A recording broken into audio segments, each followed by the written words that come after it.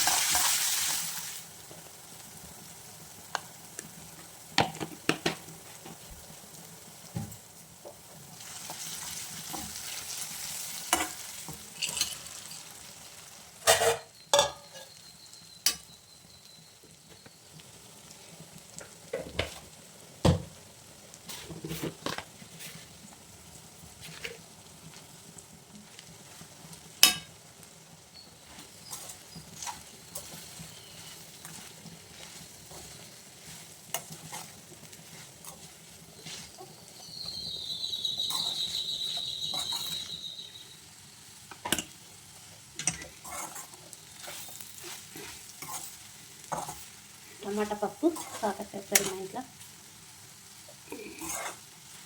కాకరకాయ వారానికి 2 సార్లు తినాలి, చాలా మంచిది. మాకు ఇష్టం కూడా, అన్ని కూరగాయలు తింటాం మేము. మా పిల్లలు కూడా అన్ని కూరగాయలు, చిన్నప్పటి నుండి పిల్లలకు అన్ని పండ్లు కూరగాయలు అలవాటు చేయాలి.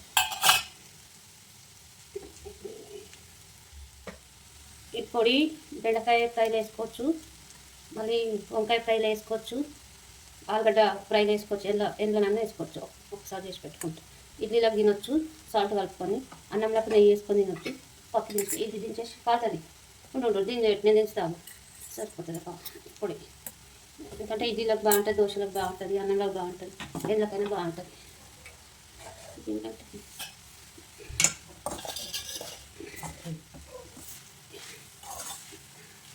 సరిపోయింది పొడి కాదు కదా.